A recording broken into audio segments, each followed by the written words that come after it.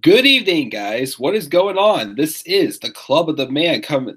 Oops, I messed up my own name. This is the Club of the Man 1993 coming at you. Can't believe I messed that up. I wanted to be just the Club of the Man, but I had to add in a number because the Club of the Man apparently was already taken. So we had to add it. But anyways, what's going on, guys? This is the Club of the Man 1993 coming at you for my live review of this week's episode of NXT, the February 14th, 2018 edition of NXT, which is, of course, on Valentine's Day this year. Happy Valentine's Day, everybody. Hope you all had a good day. If you haven't, celebrated yet with your loved one or whatever you do for Valentine's Day, awesome. If not, then I hope you do have a good time with doing whatever you guys celebrate. It's also Ash Wednesday for those of you who do celebrate Lent, which I do. So, hopefully, you guys have a good start to your Lent as well. If you gave something up for Lent, hopefully you're going to do a good thing with that as well. I mean, I gave up pop for Lent, so that's stored away unless there's going to be a special occasion. But before we start also, this live review, I do want to take a moment to pause for a brief silence to remember those who were killed today in the shooting down south in Florida. I believe the last time there were 17 students ruled dead from the shooting at the high school down in Florida today. So we just pause for a brief moment to remember those lives as well. We can do so.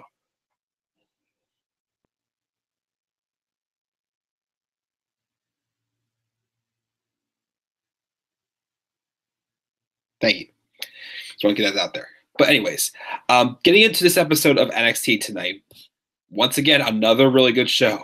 Really, cheered me up because, again, I came out of SmackDown last night so angry. I just like this. That show is complete garbage. 205 Live, though, was good. Again, 205 Live has been better the past 3 weeks. Well, 4 weeks, actually. It's because Triple H has been given power to write that show, and he is doing an awesome job. I'm enjoying it. Again, if you do not watch 205 Live, I do suggest go back and starting from when when Drake Maverick was made the general manager of SmackDown Live. He is literally taking these these guys and just literally erasing what we had before and putting together what they're supposed to be. And we saw that last night, especially in the match between Tony Nese and Drew Gulak. So I do recommend going back and watching that as well. Speaking of Triple H, let's talk about his show, NXT. So tonight's episode of NXT, as I said, was another really good show. I really liked what we got in this show. And next week's show seems very promising also, as I look forward to see what happens next week as well. We're going to be getting the match with Johnny Gargano and Andrade Cien Almas, the fourth time between these two. And this time, Johnny has to win the NXT Championship. And if he doesn't, he's gone from NXT for good. That was a match I thought we were going to get at TakeOver Philadelphia, but I don't care. We're getting it now. I don't know if it'll top the match of Philadelphia. I can't wait for that next week. We got that. We had the Velveteen Dream taking on No Way Jose. He teased another match also. I'm not sure it's going to happen on a regular episode of NXT or if it will happen at NXT TakeOver New Orleans. I didn't think it would happen with him and Aleister Black, but look what happened. It turned into just a great feud, and it made the man into a star. A star, guys. But without further ado, let's get into this show as we had two title matches in this show tonight. One was more so a legit title opportunity. The other one was more so, just more of an angle to set what's yet to come. And it's very interesting to see as well where we're going to go with the women's title. So let's get right into it. Our first match of the evening was the United Kingdom Championship match between Pete Dunne and Roderick Strong, who already advanced to the second round of the Cruiserweight Championship tournament when he took on Hideo Itami last week on 205 Live in the main event of that. And it was a pretty good match. I mean, it wasn't as good. The matches with Tyler Bate and Pete Dunne, though, definitely, set the bar really high. This match was good, but to me, it was not quite as good as Tyler Bate and Pete Dunne. That was still awesome, though. Again, I really impressed with Tyler Bate, but with Pete Dunne, I really think he'd be a world champion someday. I really hope maybe by the end of the year he'd be an NXT champion and maybe be up on the main roster or something like that. He's just working his rear end off, and I think there's not much more he can do. They booked him really strong as the NXT as the United Kingdom champion, and especially with Roderick Strong was good. We had a couple of really good counters, Roddy's come a long way as well, improving his character last year. As I gave him most improved NXT most improved in the end of the year an awards video. We gave him that should have been Braun Strowman, but I wanted to give him a superstar of the year. So and would be Roderick Strong had a good showing in there as well. I don't know if Roderick Strong will be sticking around in NXT if he's going to move to the main roster to permanently work on the cruiserweight division or not. But either way, we still had another strong show over him. He had a couple of really good counters. It looked like he was going to get Pete Dunne into his finisher, the end of Heartbreak, whatever you call it. But he didn't, as Pete Dunne would then turn the tables on him, crushing the fingers, which I thought pretty much hurt pretty much. I know how that feels because I did that move how many times whenever I was in karate. But eventually, it threw off Roderick Strong. It got Pete Dunne to hit Roddy for the bitter end. 1, 2, 3. Pete Dunne is still your United Kingdom champion. It's been 9 months now, I think it was. Yeah, he won the championship at TakeOver Chicago. So we don't know who's going to be the one to dethrone Pete Dunne of that UK title. We don't know who it could be. And they're making him look very unstoppable with that title. With it or without it, Pete Dunne is just one of the best things going for NXT right now. Well, of course, a lot of things going good for NXT, but Pete Dunne especially is just unreal. We had the recap of what happened last week with Gargano and Almas. Again, making the match official for next week. Again, the title match next week is between Almas and Gargano, the 4th time they've faced each other. And if Johnny Gargano does not win this time, he is out of NXT for good. So the stakes are on the line. Will Tommaso Ciampa show? Will Johnny maybe win the NXT championship? We'll find out next week. But either way, it's going to be hopefully another awesome match. And it's going to really play effect probably to the story with Tommaso Ciampa and Johnny Gargano, which they need to main event NXT TakeOver New Orleans. I hope it happens. But then we had reporters catch up. This is interesting. The reporters catch up with Velveteen Dream backstage, talking about how he has a match with No Way Jose next week. And the Dream says Jose can bring the fiesta and he'll bring the experience. That's it. No wait. And then he also says Tyler Bate, all 5 feet of nothing, thinks he can hang with him, and he challenges to meet him in the ring. So okay, it was kind of random, him challenging Tyler Bate to the ring. I mean, I know a week or two ago, Tyler Bate was interviewed backstage, and he mentions how he wants to face more than just the UK division on NXT this week. I mean, this year. So I'm wondering, oh, hey Lauren, how are you? So I am wondering how where's we go with that? So Velveteen Dream does mention that Tyler Bate. So I'm thinking, okay, last fall when Velveteen Dream came out to confront Aleister Black, it was probably set up for just like a match at an NXT event or whatnot, not an actual takeover match, but it did. So maybe we'll get Velveteen Dream and Tyler Bate at next takeover. It's possible. I like to see it happen. So we'll see where it goes. So very interesting backstage segment there. Then we had this segment.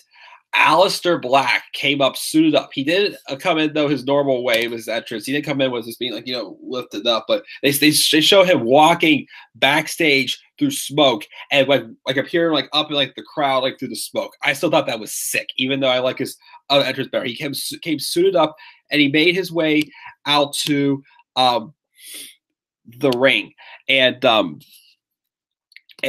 he mentions his path has always led one way, to a sensation, an experience, and pushed his limit to face an era.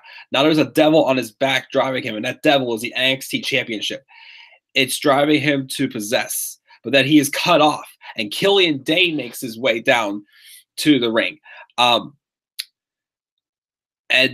He said they have a stare down, and Dane says the devil isn't on Aleister's back.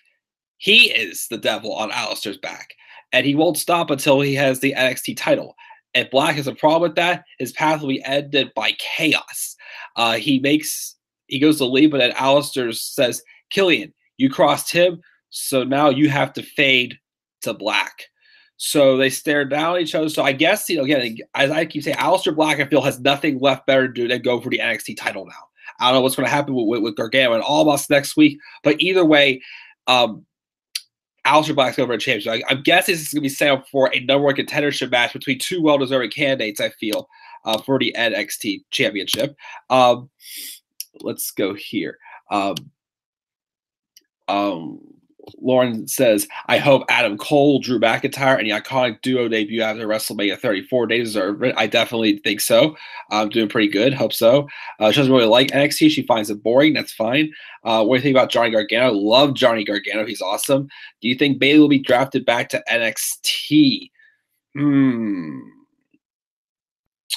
I'm not too sure. I mean, it's possible, but yeah, I just don't know what way they're going with Bayley. EC3 is a WWE star now. Not too happy about that. I see. Thank you for your comments as always. Anyway, so I think they're setting up with a match for Killian Dane and Aleister Black, a number one contendership match, and the winner will probably face whoever's the NXT champion at TakeOver New Orleans. So then we have another match between TM61 taking on John Schuyler and Andrew Duckworth. The two jobbers just get TM61 back on their feet. They just clean house and they get the victory. Again, I think that there is going to be set up for them to face the Undisputed Era at NXT TakeOver New Orleans for the NXT tag titles. Then we get to our main event.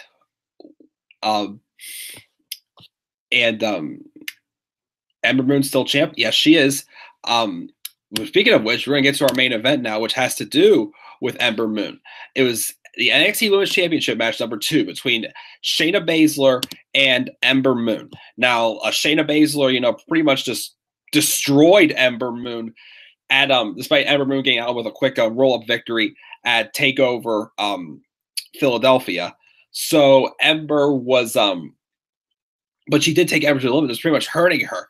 Again, Shayna Baszler's matches so far have been booked to show, that she is literally in there to hurt you, it looks like. And it makes it cringeworthy to watch her sometimes, especially that strike she had on Dakota Kai in her debut match. She even did the same thing to Ember. It's like, it's so good, but so cringeworthy to watch. Like, I'm sitting there, I'm just like, oh, no, crap, like that. It's like I wouldn't want to be in the ring with her. But again, Shayna's saying that thinking that Ember has no guts to try to face her again after what she did to her at TakeOver Philadelphia. But Ember pretty much said, I'll fight you anywhere, any place, hurt or not. Which Ember's still, hurting from that arm strike she had into her shoulder. And it just, to me, it looked a little weird. It looked like there was like a big hand on Ember's arm for some reason. And I thought it looked a little bit goofy, that tape. But Ember was in there, and she looked like she was ready to kill Shayna. Like, the bell rang, and she was just attacking her left and right until Shayna finally got the upper hand on her, was trying to get some submissions on her as well. She kept going after the shoulder. She didn't, damage her as bad as she did previously in matches, but she still got a good hand. But it was just this match to me was good, but it was just to set up, like more further down the line. As interesting enough, they were on the outside ring until Kairi Sane made her way through the crowd. This is the first time we've seen Kairi Sane in about month and a half, maybe. It was since the night that Shayna Baszler first appeared on NXT and choked her out. And Kairi went after Shayna Baszler, who, people are starting to get tired of Shayna, just, trying to, play things her way around here. So she just has a good beat down on Shayna Baszler, who manages to escape, and Kairi helps Ember Moon. So Kairi Sane returns, but again, is this going to set up, is this going to be a triple threat at TakeOver New Orleans? I predicted another match between Ember Moon and Shayna Baszler, but it's going to be a submission match. But it's going to set up a triple threat with Moon, Sane, and Baszler. We'll have to wait and see going down the line. So let me see here what we got there. I saw your rant about SmackDown Live. It was amazing. Never seen that piss. Oh, trust me, you haven't seen the worst of that. NXT used to be better, to be honest. I definitely agree. I mean, it did kind of, go through like a down period where it was still good, but wasn't as strong as it used to be because of the when the brand split came. They just took a lot of people up at the same time. I felt it has gotten like better since TakeOver Chicago last May. I thought the turn with Tommaso Ciampa on Gargano, was something that kind of lit the fire back in, which I agree. It's definitely still not as good as it used to be, but I still think it's definitely making its strides after, going through like a little bit of like, a time where things were good, but not like, as fiery as it used to be. Ember a face? Yes, she is. Adam Cole is a face to be interesting. Drew McIntyre is a great face. It's about time they turned him too. Yes, I'm definitely glad he's getting this shot on NXT. She doesn't understand though why Drew was sent to NXT when he was already a star. I kind of do get it, but I feel like I do worry though that I wouldn't trust the WWE just put him back on a main roster right away. Sorry, and just not book him properly right away. I felt like at least give him some momentum going, because I mean either way his run at NXT wasn't meant to be that long at all. I definitely think his run was just get him some momentum going. Give him his run with the NXT Championship, which wasn't too bad. I mean I'll give it wasn't as the strongest, but I still thought it was good. But to get him some momentum going, and then he'll probably be back up on the main roster sometime after WrestleMania, unless if he does go for his rematch for the NXT Championship he never got since he got injured at War Games. Do you think Neville is returning soon? I really want him to return. I'm just starting to worry that chances are getting slim. But if anything, I thought maybe they would keep it as a surprise and he would return for 205 Live for the championship tournament, which again is going really good. I do recommend checking out that tournament. It's a lot better since Triple H took over 205 Live. But next week's match is already announced that he's not there. So I don't know, maybe they do have something planned for him or not. I did hear at one point things were going better, but now I've heard that things aren't really going good. So I'm not too sure. I would love to see him back, but I'm not going to get my hopes up about it. Love to see the 4 horsewomen reunite. Sure, definitely. 2015 was the best to be an NXT fan. Definitely, especially take over Brooklyn. I was so happy to be there live, except for the fact that my bus got stuck in traffic, so we missed the first hour of the show. But I was just so glad to be there to experience that show live. How come every NXT star that debuts on the main roster, they ruin them? Because they're not their creation, pretty much. They try to make them into something completely different, and it doesn't work out.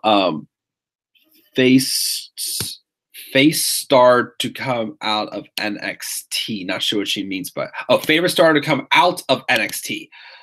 Ooh, it's tough. That's very, very tough. I mean, I like Nakamura. I like Samoa Joe. I mean, Samoa Joe keeps getting hurt though. I like the Revival. See here, who else? I'm trying to remember though. Not get people mixed up from FCW also. Shoot, I mean, Neville was awesome. Paige, the women, Charlotte, Becky, Sasha, Bayley, if she was booked better. There really isn't somebody I could say that I didn't like that came out of NXT. Well, I mean, Dana Brooke, just called up way too soon. I think things would have been better for Dana if Emma didn't get hurt, because they mainly brought her up to bring that alliance between her and Emma up to the main roster. Apollo Crews, definitely. I love Apollo Crews, but he just was brought up way too early. He should have had an NXT championship run, in my opinion. I mean, I don't know if because other big stars like Nakamura or Aries were coming in at the same time. And I thought that maybe they just didn't have room for him to be NXT champion. They could have built him up in some other way whatsoever. But favorite star to come out of NXT is very tough. I mean, right now my favorite star in NXT is definitely Aleister Black. I can't wait for him to go up the main roster. Don't ruin him. I'm so scared to put him in the cruiserweight division. We'll get it. I think the cruiserweight division better than awesome. I don't want him to be restricted to just cruiserweights. I heard Triple H will go 205 Live. Good, yes. I feel bad for all the NXT stars on the main roster. They deserve better, definitely. Think Triple H will take over the company next year. It would be awesome. I mean, I don't know if they're going to, if Vince is going to start, handing more power over to Triple H since he's bringing back the XFL in 2020. So, I mean, the guy's going to be like, how old by then? If he's 72 right now, I think he'll be like 74, 75 by then. Like, I'm sure he won't be able to handle both brands or both products, whatever. So maybe he will start giving more power over to Triple H, and please do so because the man knows what he's doing. Yes, Finn should be booked as a main eventer. Queens Kings. Aleister Black, NXT champ. Yes, definitely. Your thoughts on Enzo? I haven't heard any update on what's going on with Enzo. I don't know if he was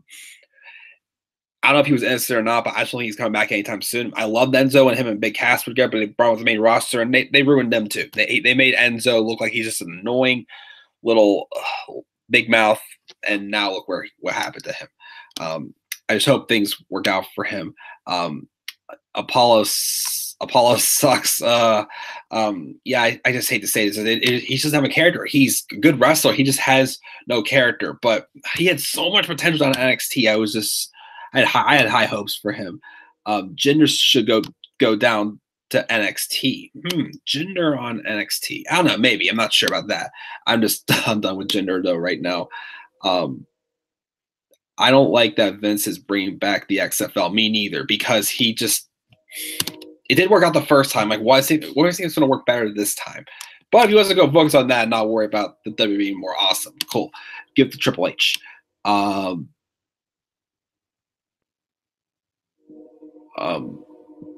Yeah, definitely creative does suck now. I don't know what it is. Big Cass is returning soon. I definitely can't wait to see him return. I don't know what's going to happen to him now since Enzo's not around, but if they get a singles run, I don't know. They'll keep him as a heel because he was cutting pretty darn good promos. They just didn't give him a good feud with the Big Show. Storytelling doesn't exist anymore. Honestly, it would be nice if it did. Should Rusev win the U.S. champion or tag? And do you like the idea of Roman versus Brock? I think I want to see Rusev be a world champion. He deserves it. I mean, him being U.S. champion gonna be all right, but it's starting to feel like Wade Barrett. Like the guy deserves more than just the mid card titles. Like he should be higher up. And then Brock and Roman, there's nothing stopping at this point. Honestly, it's gonna happen. Just put on a good match at this point. That's all I'll care about. I'm not gonna just keep on ranting about it. I just know it's gonna happen no matter what I say. Rusev should be U.S. champion. Yeah, Orton versus Rude at Mania, and Orton. The only champion that Orton has never won is the U.S. title. So maybe they will give him a run with it. Maybe so. We'll see. Just to give him the U.S. title, but I do want to see Rude versus Orton at WrestleMania. Just don't have Jinder Mahal involved in this feud. I was so mad having him out there last night, trying to get under Orton's skin just because he was number 9 on that list. It's like, Jinder, you didn't even make the list, so shut up. Rusev Day could be tag champs, yes. Yep, Roman is winning the Chamber. Again, just put on a good match. And then, that's all I'll ask for. Finn deserves to be the winner at the Chamber, definitely. Even though I still think, though, either way, and by card predictions for WrestleMania, I think it should be I'm predicting a triple threat right now between Seth Rollins, Finn Balor, and The Miz. They put on a really good number 1 contenders match for the Intercontinental title. Last year, it was one of the Raws before Extreme Rules. Remember, they had an awesome triple threat match for a number 1 contendership. If either way, though, I think it should lead to a Finn Balor heel turn, though, because Seth Rollins, was the one who took him out and caused him to relinquish his Universal Championship at SummerSlam in 2016. And now lately it feels like, like Seth just keeps getting his way and holding him back, and he's getting tired of it. Like, what if him and the Balor Club take him out by throwing him to the same barricade that we injured his shoulder on? I mean, they could do a singles match between them at WrestleMania, but if not, then that should definitely be a feud following WrestleMania. Let me see here.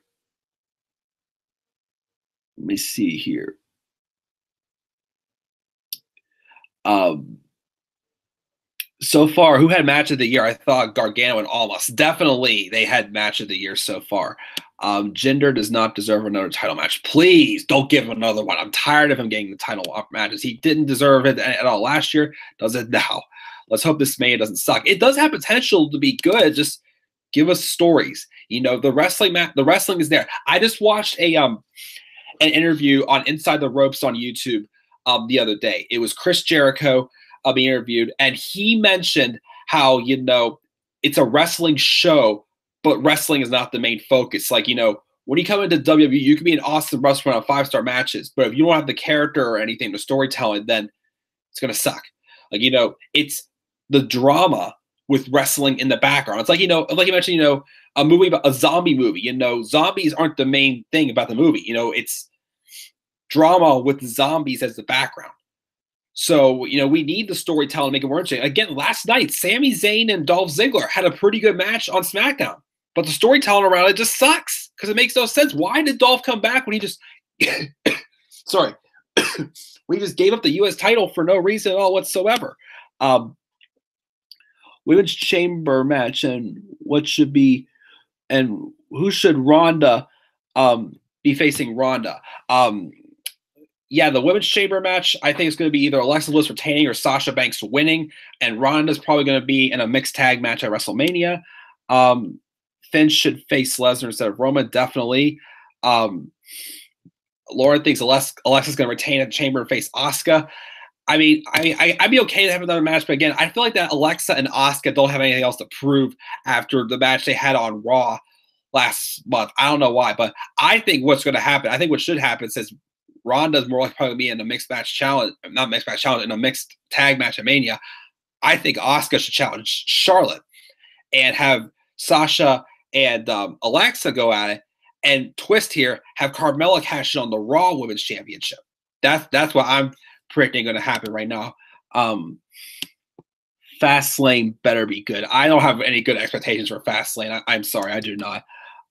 Ronda will be signing her contract at Chamber. Do you think Vince will push Roman and Seth for the tag titles? Probably not the two of them. And who should be Raw Women's Champion? Either Alexa Bliss or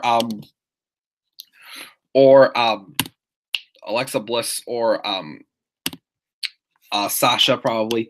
What do you think about the pay-per-views being dual branded? I think it could be good in some ways because, sometimes I feel like, brand-specific pay-per-views don't have enough going for them to be, a single pay-per-view by itself. So it could be a good thing.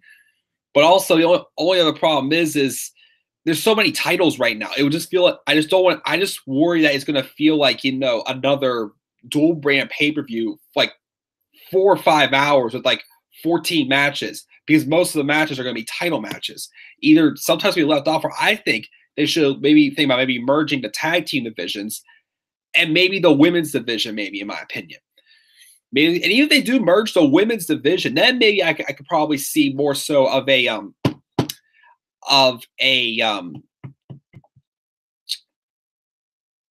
women's tag title division, maybe from that. But if they say split, then I'm not for the women's tag division at all whatsoever.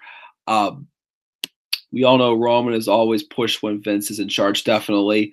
I want Mickey or Sasha to be women's champion. I'd be cool with that also. Let's see Carmella cashing on Charlotte. That'd be fine. Taker's last Mania, possibly. Again, Taker can wrestle as long as he has one good match left in him, and two, if they give a reasonable story. Because I just don't know how they can follow up what happened last year. Like, if Taker just comes back and Roman just like lets it like go for enough, I'll be like, Roman's claiming that he's the one who retired Taker. Like, what's he think about this one? That's the only issue I have about Taker. Becky going to Raw, yes. Do you like Bayley, Sasha, Charlotte, and Becky fatal 4-way women's championship? I definitely wouldn't mind seeing it. I don't think it's going to happen right now. It would be awesome. The UFC 4 horsewomen versus the WWE 4 horsewomen. Yeah, I wouldn't mind seeing either. I think maybe that would be better to be left to like Survivor Series maybe this year. Sorry, build it up a little bit more. Give it a little more time to be built up. Sasha needs to go to SmackDown Live, sure. She hates being on Raw. Don't know that. Who do you think will be part-time in the coming months or years? Maybe Orton. Maybe, not sure. Cena, definitely. Trying to think of who else. Brock's probably going to be gone in a few months. Not too sure about anybody else at the moment. Ember Moon versus who at TakeOver New Orleans? Probably either just Shayna Baszler or Shayna Baszler and Kairi Sane. If it's just her and Shayna, though, a submission match. Lawrence says Taker never confirmed retirement. That's true. He never did. Any role for Rollins at Mania. Again, I think Rollins is going to either face just Finn Balor, or he'll face both Balor and Miz for the Intercontinental Championship at WrestleMania. And Cena already did kind of go part-time in 2017. Yeah, I understand that. A couple more minutes to give you a few more questions, and then I'm going to check out. What was the point in drafting Cena if they knew he'd be part-time? Yeah, I mean, they could have just made him a free agent right away if they wanted to, but having him on SmackDown, I think was probably the best thing for him at the time, especially especially him going to still feuding with Styles and when I think him going to SmackDown was probably the best at the time. To do probably also even more fresh matches on SmackDown at the time. Orton will go part-time soon. I can probably see that happening after Mania if he doesn't win the U.S. title. Yeah, I don't get though. He's a free agent, but why does he keep keep going to Raw though? I mean, and never explained this. Why did he go on SmackDown for Survivor Series? I didn't get that. Queens, Kings. Do you think Kenny will join the WWE and will he join the Bullet Club? Not sure. I mean, Lawrence says Kenny said he won't go to WWE. I mean, it'd be nice to see him at WWE. But maybe not since he's more known in New Japan. I haven't really watched too much New Japan Pro Wrestling. I know who Kenny Omega is. But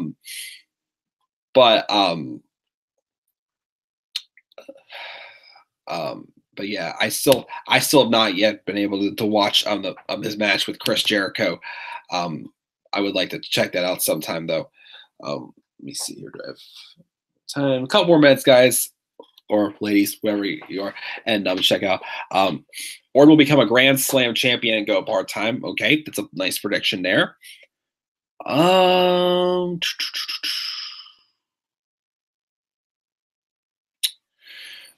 guess I'll let you all get your last few questions in there. But while I'm waiting, but again, I know we were talking about NXT, and then we went on other stuff, but that's completely fine because that's why I always enjoy doing all my live streams. But what were your thoughts on tonight's episode of NXT? Always, I'll give my grade. I give it an A-. I thought we had a really strong show tonight again with the UK title match with Roderick Strong and Pete Dunne.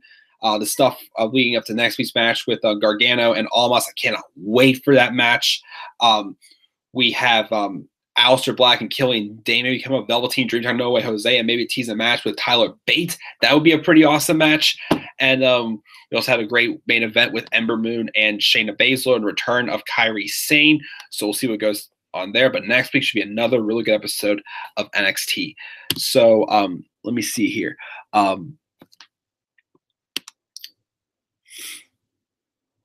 Cena retiring in 2 years. It's possible. Nikki returning on Raw or SmackDown. I think if she returns, I can see her going to Raw. Who would you see in a good match in 2018? Good match. Gargano and Ciampa definitely at TakeOver New Orleans. Hopefully Nakamura and Styles at WrestleMania. Just a couple of them. She gave NXT a B+. That's fine. I agree with your rant about Dolph. Why not go after the U.S. title? I don't understand. I don't understand anything at all. UK title ladder match. That would be pretty awesome as well. Superstar Shakeup predictions. I'll have to do another video on a Superstar Shakeup predictions sometime down the line because I do see it happening. Do you ever notice where Cena goes, Nikki goes, oh, yeah, that's the one. That's one couple that they're never going to split up on brands, Cena and Nikki. So, I mean, that's what they want to do. That's fine. I mean, again, I know people say they're controversial. They get what they want because of who they are. But, I have all respect for them. Still, though, I'm not going to hold them to that. I still think they're both very talented. Asking